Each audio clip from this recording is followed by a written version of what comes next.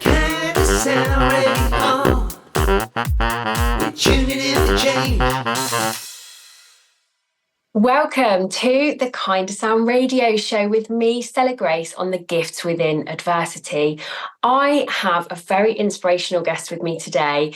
The foundation of the Gifts Within Adversity show is all about people who in some way are inspiring many others to have some kind of journey, have some kind of mission, have some kind of purpose, or maybe supporting people who are doing those things. And I have one of those very inspirational guests with me today. Welcome, Ella Hibbert.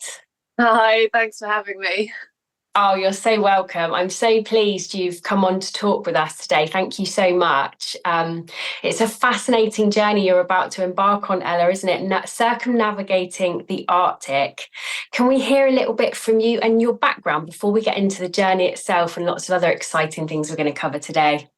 Yeah, absolutely. So I'm 27 and currently based in Portsmouth in Haslam Marina, but I had quite a varied upbringing. So I was born in Germany, and then we moved to England when I was 3, which is when I started sailing just a couple of years after that. When I was 8, we moved out to France. So Dad was military, so we moved around a lot. And then got into sailing a lot more as well, off of the coast of France, out into the Mediterranean and Corsica and places like that. And then actually gave it up for quite a long time to pursue an equestrian career, which was my first immediate sort of passion. An injury brought an end to that and brought me back to boats. So here I am now back in the UK doing sailing full time. Wow, amazing. What a journey and what a range of experiences and sights you must have seen in those years. Yeah, it was incredible. It was very privileged sort of upbringing. We got to travel loads. I did the majority of my schooling out in France, so I learned another language fluently by the age of sort of 8, 9 years old. And then the riding career took me to Australia and Germany, and I travelled loads with that as well. So it's definitely been sort of a whirlwind 20 years, but it's been amazing. Wow, amazing. I'm so sorry to hear about your injury.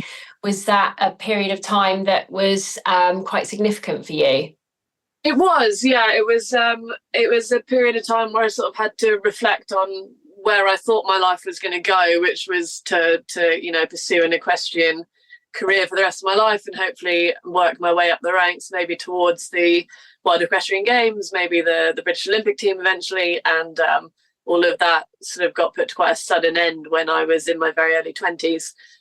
So it was a period of time where I had to figure out what I was going to do with the rest of my life, which led me to explore a couple of other avenues. So I spent about 4 years on and off on super yachts in the Med and the Caribbean, working as a deckhand and eventually a dive master after I got my training.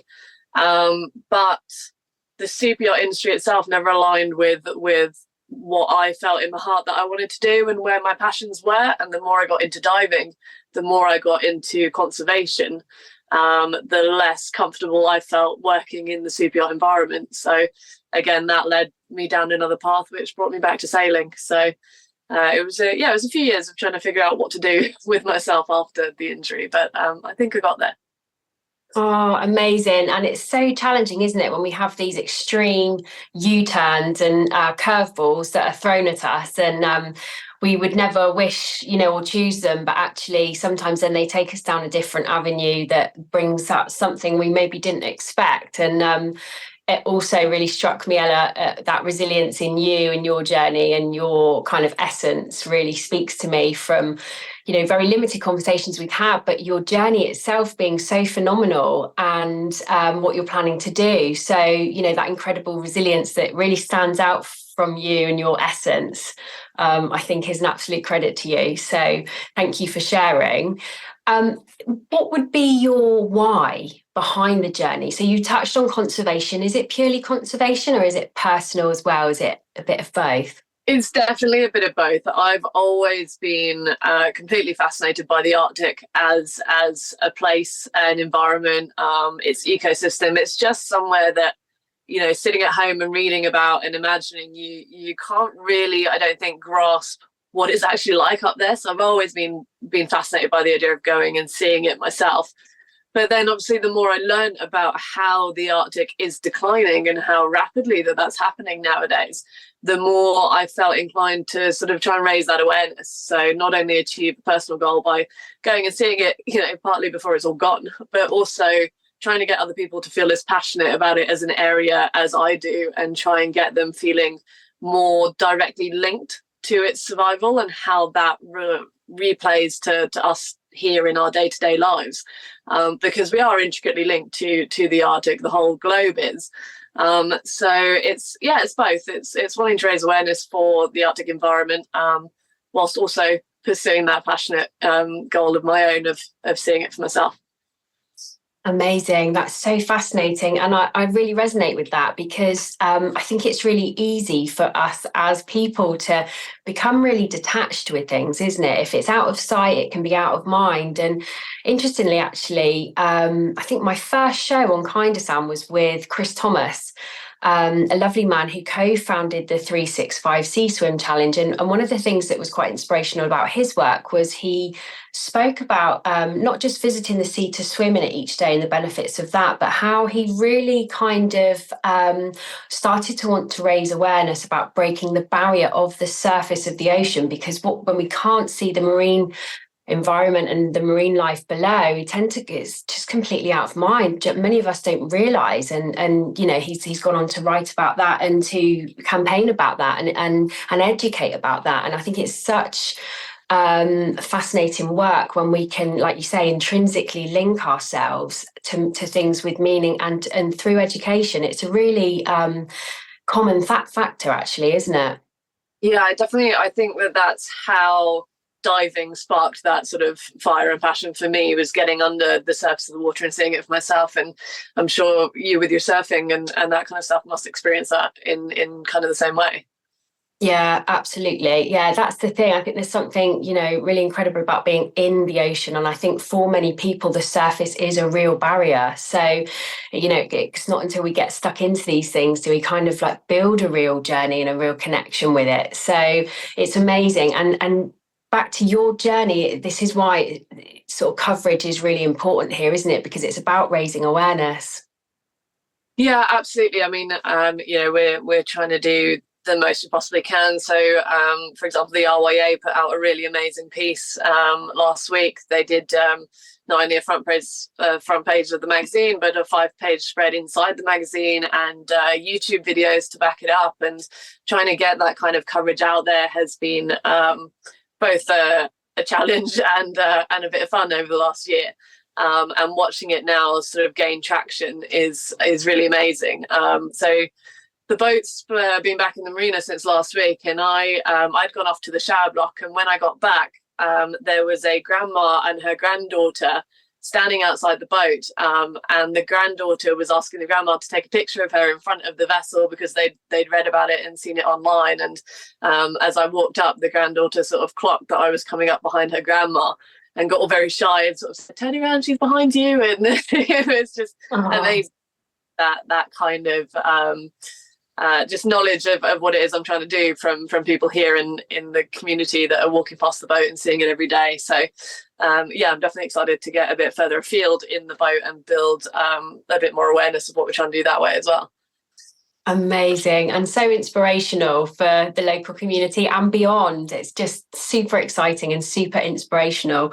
But I can't wait to get into more about the actual journey itself. So why don't we have your first song choice? And do you want to tell us a little bit more? I mean, the name is in the title, Pledgy in the Arctic. Is that how you say it? Have I got the pronunciation right? Yeah. So that's it's a piano piece that a pianist did on an iceberg. On a piano floating next to an iceberg, basically. And you can watch the video on YouTube of how they got this grand piano craned off of a yacht onto a float that they'd built. And one of the things that really resonates with me isn't just the way that he's created a piece that dramatically sort of sounds similar to what you'd imagine up there, but they've also, in the footage of the piece, managed to capture ice breaking off of the floes behind him. And it's just really an emotional piece that kind of I discovered around the same time I started looking into the Arctic more, and it's just stuck with me ever since. So I probably listen to it at least twice a week. Wow. really emotional piece. I love it. Amazing. Yeah, I can't wait to hear it now. And I'm sure very moving, and the listeners will agree. And I love that synchronicity as well, that when we're kind of linked into our passions and our purposes and the things that are really driving us, these kind of synchronicities and, just that we're in tune and on the right track, these things drop in along the way, don't they? That sounds phenomenal. Thank you, Ella. We'll enjoy listening to that one now. KindaSound Radio, the station for a global community. Welcome back to the Gifts Within Adversity with me, Stella Grace, and my lovely and very inspirational guest, Ella Hibbert. We are talking about Ella in the Arctic, actually, as you're fondly known across social media and the press. And you mentioned RYA. Can I just get for the listeners, is that Royal Yachting Association? Yes, the Royal Yachting Association. So I'm full-time for a living. I'm an RYA instructor. So I was just mentioning the piece they put out in their magazine and on their social medias about me being an instructor of theirs whilst also running this campaign. So amazing, thank you. And we are here on the Gifts Within Adversity every fortnight. You can listen back to Ella and our show on Apple, Spotify, Audible, all available through the KindaSound website. We're here, absolutely can't wait to get into this inspirational story. Ella, would you please tell us the journey you are planning to navigate very shortly in June, isn't it? Yes, departure late June. So I'm going to attempt to become the first person in the world to solo circumnavigate the Arctic Circle, with every intention of doing both the northwest and northeast passages in a single season. So essentially completing the circumnavigation within a single summer season. Hopefully, well, potentially non-stop, but the technicalities of that are proving a bit of an operational nightmare. So it might be that I have to pull in and refuel because of the yacht's fueling capacities. But in any case, it'll be certainly two world firsts. And the whole campaign stems around an environmental awareness background. So more on that as we go on throughout the show. But it's always been less about the records and more about raising awareness for the Arctic sea ice decline and the fact that this expedition is only being able to be considered feasible over the last year or two because of how rapidly that sea ice is declining in the Arctic. So that's what we're going to try and do. Wow, just absolutely phenomenal, but also very moving in itself that you're able to do this, that as a collective, that someone's actually able to do this now because of the environmental impact on it. So I find it really beautiful, yet also really touching how what you're planning to do is, so timely to raise awareness about, because it's only actually able to be done because of that impact of so global warming. Is that the main factor that you would say is the cause? Yeah. Absolutely. I think global warming, man-made climate change are two major factors. And it will be probably the most bittersweet thing I've ever achieved in my life, because it's going to be incredible not only to be, the first person to set a record that's never been done. There's not a lot of anything that hasn't been done in the world anymore. But to be a woman in sailing setting a record that no man has done before is going to be pretty epic. But all of it will be really quite heartbreaking because it shouldn't be possible in the first place. So there are emotions that I struggle with, even just thinking about it now. Is sort of how emotionally I'm going to feel about it once I've completed the expedition, because it shouldn't be possible. But there will be aspects of it that will be celebratory. So it's all it's a very weird juggle of emotions, thinking about what it'll be like to actually finish this expedition.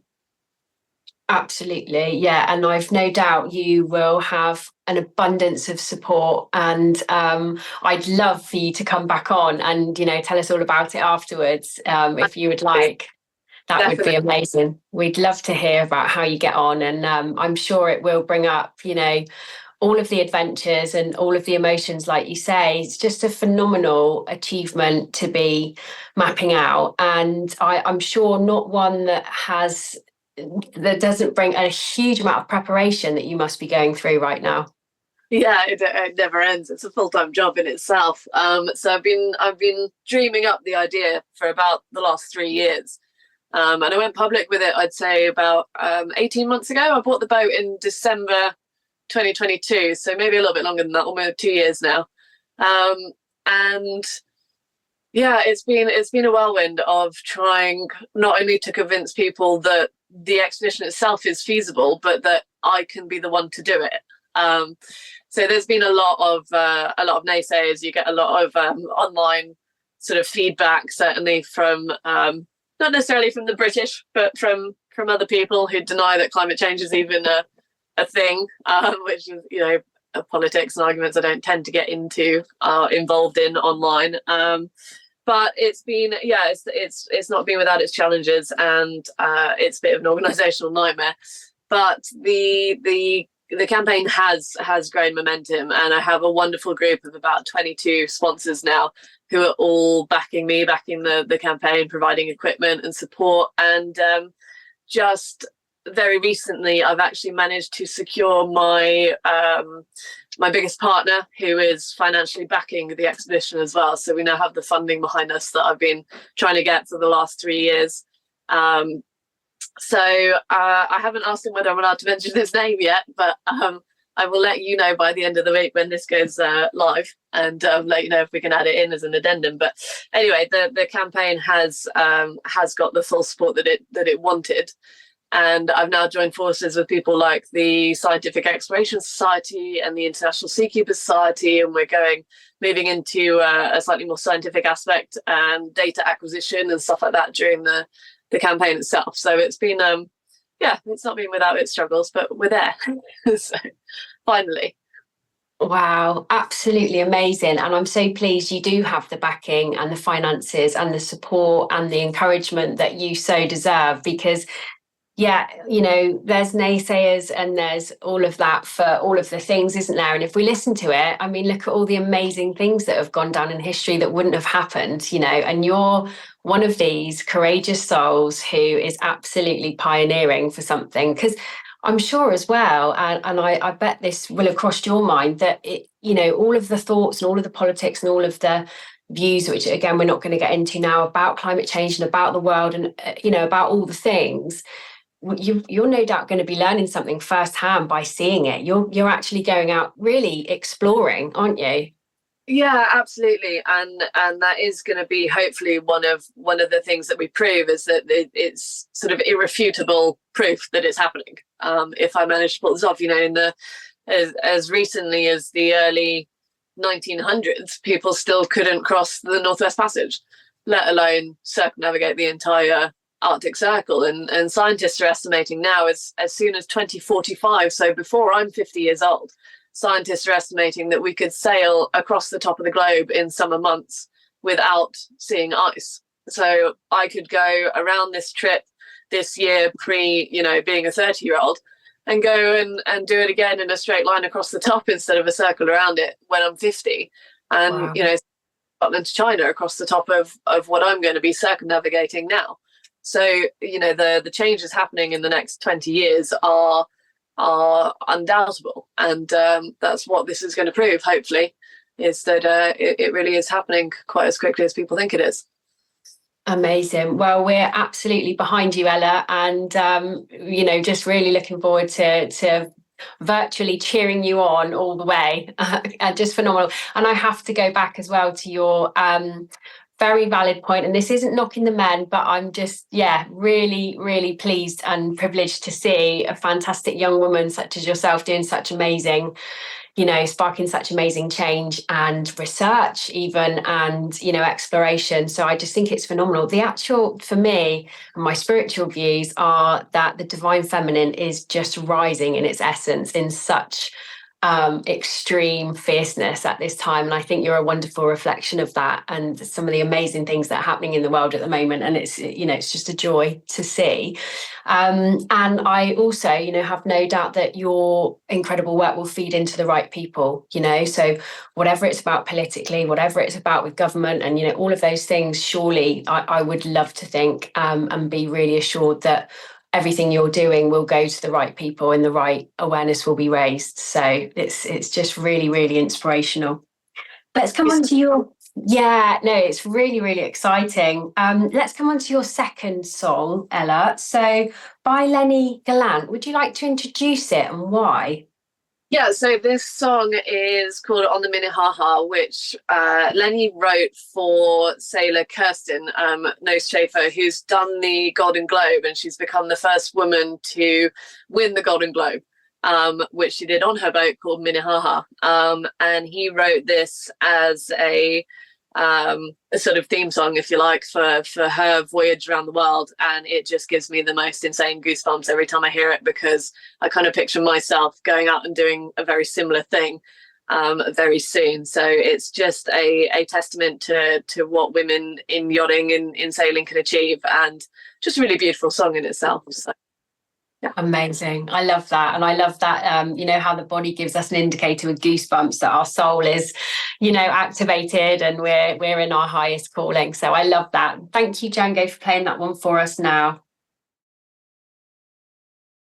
KindaSound, tuning in for change. Welcome back to the Gifts Within Adversity with me, Stella Grace, and my phenomenally inspirational guest, Ella Hibbert. We've been talking about her incredible journey forthcoming in June to circumnavigate the entire Arctic Circle solo sailing, and the phenomenal feat and achievement that is, and the fascinating but yet deeply touching aspect that to be able to actually do this solo is actually accredited to the impact that humans have on our environment. Ella, can we spend a little more time talking about what you're raising awareness about and how you're going to be kind of feeding that into change? Yeah, absolutely. So the main objective here is to raise awareness about Arctic sea ice decline, which is hugely impacted by global warming and man-made climate change. The Arctic, if you think about Arctic sea ice as sort of maybe the world's radiator or fridge, things don't stay cold globally without Arctic sea ice. Arctic sea ice, where it's so bright white, and particularly even more when it's covered in snow, reflects heat back into the atmosphere instead of absorbing it into the ocean water. So as sea ice declines and deep open blue ocean water is left behind, that water is going to absorb more of the heat out of our atmosphere and exacerbate the problem, if you like. So Arctic sea ice is our globe's way of sort of cooling itself down. And unfortunately, sea ice is declining at a pace that we've never really seen before. And not only is it instrumental to the climate of the globe itself, but also the amount of wildlife up there that depends on it to live, to survive. So we're looking at estimated figures of less than 3,000 polar bears in the wild left in the globe now. And all of them live in the Arctic. It's the only place on the planet you'll find a wild one. And the problem with sea ice decline isn't just that they're running out of their hunting grounds, but it also means that they're being pushed closer towards human habitation. So encounters between bears and humans are going to become more regular, and that's obviously going to lead to altercations and accidents that are eventually going to lead to more polar bear decline. And the decline of the Arctic sea ice is something I'm trying to really highlight, and it's by completing the circumnavigation itself that I'll have shown how much it is declining. So, for example, my estimated dates for my routing around northern Russia have been confirmed by the Russian Hydromet Office as having been navigable within that timeline, the month of September that I'm looking at being there, every year for the last decade already. That patch of water has been open, and it's information that isn't circulating as much as I feel it should. And I think people need to be more aware of just how quickly we're losing sea ice and how much better we could be doing for it. So I know it's all good to, preach that and get the word out there, but I want to be practicing what I'm preaching as well. So the boat is being fully kitted up with all kinds of sustainable technology that I'm hoping, by showing if I can sail around the globe's harshest climate in a boat that's got solar panels and water generators and wind generators and wind vanes and hydro vanes and all that kind of stuff, then there really isn't an excuse for us not to be using it on boats in the Mediterranean or the Caribbean, or even around the UK, so yeah, that's kind of what I'm trying to do up there. Amazing. And I love how your approach is just multifaceted with, this inspiration and this equipping the powers to, in my mind, equipping the powers that be with kind of this no nonsense proof really of how you can do it, because you're doing it firsthand. And I love that. Again, it's so pioneering. What do you imagine your kind of greatest challenges, or maybe the biggest fears of the exploration to be, and how are you kind of looking at overcoming those? So I think one of the biggest challenges, and I've said that I'll continue to say this in every interview, probably even after I'm done as well, is going to be the sleep deprivation. I obviously been sailing almost all of my life, and working as an instructor, you're never really on a boat alone. So although I sail for a living all the time, and I'm constantly managing crews of novices on boats and keeping them safe at sea, being alone on a yacht is a slightly different aspect. And although I'm comfortable that I can manage my own capabilities and skill set, trying to maintain a sleeping pattern in an area where there's sea ice, where there's fog, where there's storms, where there are so many variables. It's not like crossing the Atlantic in a straight line for 3 weeks and you can settle into a sleeping routine. So trying to get the rest that I need whilst also being able to safely navigate the boat through the kind of waters I'm going to be in, I think is going to be one of my biggest challenges, combined with the ice navigation itself. So I've undertaken a week of polar code training from the Maritime Skills Academy in Portsmouth, which has helped learn to calculate the speed and drift of an iceberg depending on the wind speed and the current conditions, or how to recognize from the underside color of a cloud whether it's over open seawater or over ice, and trying to learn from people that have already been there. So I've reached out to a lot of sailors, quite a few from the Ocean Cruising Club, people that have been up into Arctic waters, reading anything I can get my hands on. And same thing with the sleep schedules, just reading and learning and making sure that I give myself the full month of May and the full month of June of getting offshore on the yacht and learning about my own sleep cycle, and trying to manage those two sort of big hazards that way, really. Yeah, that's incredible. So you really are living, breathing, sleeping it from now, really, aren't you? And more of that, only more of that to come. And I think that's amazing, your preparation, and what a great idea as well to be actually getting out there before you set off to kind of navigate that really, some of the really human aspects of these things. So just phenomenal. It's such testament to you and your incredible passion and motivation and real commitment. This is really huge for you, isn't it? And it's becoming, the more coverage and the more campaigning that is growing, isn't it? Is the more the better. Yeah, I mean, I haven't taught a sailing course since November. So I took December, January and February and March to run the campaign and to get the boat through her shipyard refit. And in that time of me being able to be away from work to do this full time instead, the kind of coverage and awareness that we're getting has just snowballed and gone completely nuts. So it does feel like it's getting more real every single day. The campaign itself is being funded, even though I'm not, if that makes sense. I'm not being funded by any of what we're putting into this campaign, which means that next month I am going back to work and I am going to have to teach throughout the month of April to be able to squirrel away enough savings again that I can not teach May and June and go sailing. So it's like having 2 full-time jobs, but I wouldn't change it for the world, to be honest with you. I'm absolutely loving it. I'm having a great time. So I just want to get going now, but there's a lot more to be done still. Oh yeah, I bet. And I bet it's just the anticipation and also, counting down the days, and it soon does come around though, doesn't it? So yeah, not really too much longer. Amazing. So your third song choice, one of my absolute favourite singers as well, Eddie Vedder, and Society. Do you want to tell us a little bit why you've chosen that one? I mean, it's a slightly cliche one, that one, but from the soundtrack of the movie Into the Wild, which I think is just one of my favorite movies of all time. I love the song itself, and I wanted to put something maybe less boaty in there, something that references a little bit more what I'm going to be feeling like when I leave society for 6 months and come back completely and utterly different human being, I'm sure. Just an all-time favorite cliche, really, that one. I love it. Amazing. Beautiful song. I look forward to coming back with you and talking more after this break.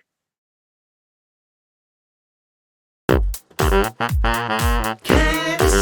Radio. We're tuning in for change. Welcome back to the last part of the conversation with my fantastic guest, Ella Hibbert, on the gifts within adversity. If you are not able to listen to any of the shows live on KindaSound, they're always replayed across the team at the same time the following day, and then made available as a podcast soon after, which you can access on the KindaSound website. We have been talking about the phenomenal journey that Ella Hibbert is taking with circumnavigating solo the Arctic Circle, and her deeply moving and passionate reasons why. Hugely phenomenal. I was going to mention there was a previous guest as well who was a phenomenally inspirational lady, Jerry Roberts, and she was the first woman to have swum an ice mile and broke that Guinness World Record. So I just think all these incredible pioneering women at this time are really an unstoppable force, which I absolutely love. So we're going to talk a little bit now about the charities and organisations that you're supporting that are in absolutely desperate need. As you mentioned, the Polar Bears and Polar Bears International is that a charity or an organisation? It's a charity. Yeah. Yeah, so the two charities, I suppose, that I've chosen to support are Polar Bears International and Ocean Conservancy. So Polar Bears International, it's kind of in the name what they do, but they use scientific research and study to learn about the life cycle of the bears, and to monitor and learn about how the repercussions of climate change are impacting the bears and their lifestyles. And then Ocean Conservancy, they have multiple projects globally in ocean conservation. So I'll be specifically supporting their Arctic campaign. So one of the problems with the Arctic becoming more and more accessible is that more shipping traffic is moving up there. Like I've said, I shouldn't be able to be there, but we're going to go as well.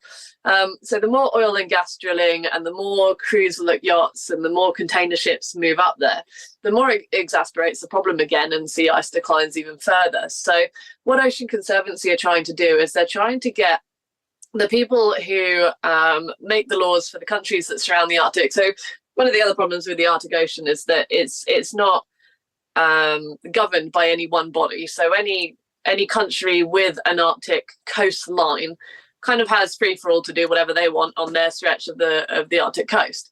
So Ocean Conservancy are working on getting all of those people to sit around the same table and commit to making areas nature reserves or no oil and gas drilling zones, working on implementing regulations so that if a container ship were to go up there, it had to carry X amount of oil spill kits with its on board to be able to manage any problems that they wouldn't otherwise have the sort of help and access to resolve. So they're working on the legislation side of trying to protect and preserve the future of the Arctic. So one of the ways that I've chosen to support both of those charities is by actually auctioning the vessel that I'm doing the expedition in at the end of the campaign. So Yeva is a 38-foot steel Bruce Roberts designed ketch. And I bought her off of her previous owner in December 2022. And she's just had a 2-month refit in a shipyard, and then she'll be kitted up over the next month to 6 weeks with all of the equipment that we're taking with us. So quite a few of the sponsors have agreed for that equipment to be left on board so that it gets auctioned with the boat as well. And whatever she sells for at the auction, the full proceeds will be equally divided between Polar Bears International and Ocean Conservancy to help them pursue the work that they're doing. to preserve the Arctic. And then I'm hoping, that because it's an auction, we might get some other bits in there. So there's a couple of artists that are interested in providing paintings and pieces for the auction as well. So there'll be other things to bid on, and the proceeds from those will also go to the charities. And hopefully it'll be quite a nice event in Hasle Arena once I get back.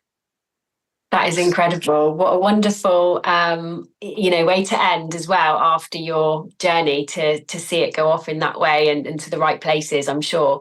Because again, maybe without getting too political to finish on, it's a big issue, isn't it, with informing government change? And, I can probably I definitely speak on a much smaller scale here, but some of the campaigning I've done for Surfers Against Sewage and very different. Surfers aren't the only company and organisation that are important for this work. There's a large amount of, obviously, we can all be doing on a personal level as well as, the organisational level, but swimming and surfing regularly in sewage and, seeing the water quality so poor so often is such a huge factor. And, we know from those pieces of work and from the campaigning that, it's absolutely crucial, but also, unfortunately, the government is still choosing to pay fines because it's cheaper than actually implementing the change. And so we know, there's a lot up against. I'm sure that's very transferable to some of the issues that you're facing as well and trying to inform change about. But that's what makes it all the more important that we have to keep going with these things, don't we? We really have to still have a voice, which is such a privilege as well. I mean, this is the other thing, as women, to have a voice. We were only allowed to vote however many decades ago. It's quite crazy, really. And so to think about what you're doing and informing change on such a big level is really, really a special role, isn't it? Yeah, it definitely is, and it's one that I take very seriously and I take to heart. So there's a limit as to what I can do.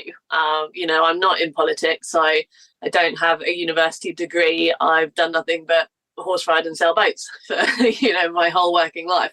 But I can inform myself, and I can try and help inform others.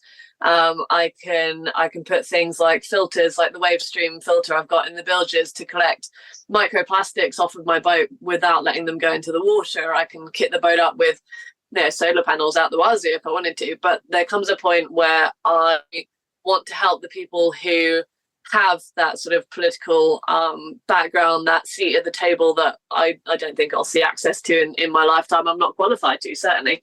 So that's why I wanted to support Ocean Conservancy as well as Polar Bears International, was to be able to help them further that change that they're trying so hard to drive, and take hopefully what I've done with this campaign to another level. A organisation, a charity that has the means to do that, where I don't. Amazing. Yeah, groundbreaking stuff, and so important in society and for the planet at this time. Just phenomenal. So where can the listeners access more on your journey and perhaps support you financially if they're able to?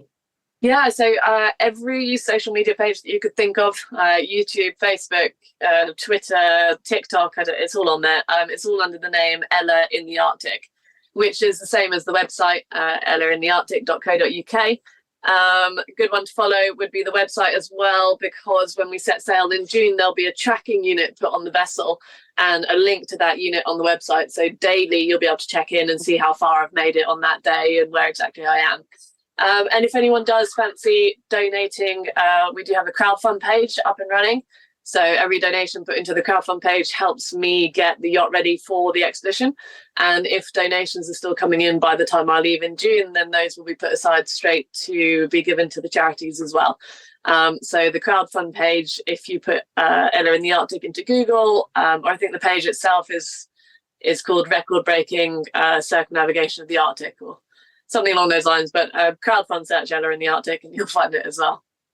Amazing. And I'm sure there'll be people out there, myself included, who are really excited to support you and wish you so much love and luck for your journey. And also just, knowing that just your essence and your spark exudes success with this. So yeah, just absolutely behind you. And it's brilliant. We've got just touching on 2 weeks' time, we've got the first part of a 2-part men's mental health special on the gifts within adversity. So I'm really looking forward to those. And the second part of that will be a live music special as well. So that's some interesting shows that are forthcoming. We're also going to finish now with Ella's last song, Vienna and Billy Joel. Would you like to tell us a bit more about that one? Yeah, this one's been one of my favourites since I was a teenager. It's probably my go-to song when I need to just calm myself down or, relax and unwind. It always just puts me in a happy mood. And I love it. I love the lyrics. I love his voice. It's just one of my all-time favourites, really. A lovely one to finish on a Friday as well. Friday vibes. Great. Thank you so much, Ella, for coming and talking to us. We wish you all the best and so much love for your journey. And we look forward to catching up on the other side. Thank you so much. I really appreciate the time. Oh, no problem. Thank you again.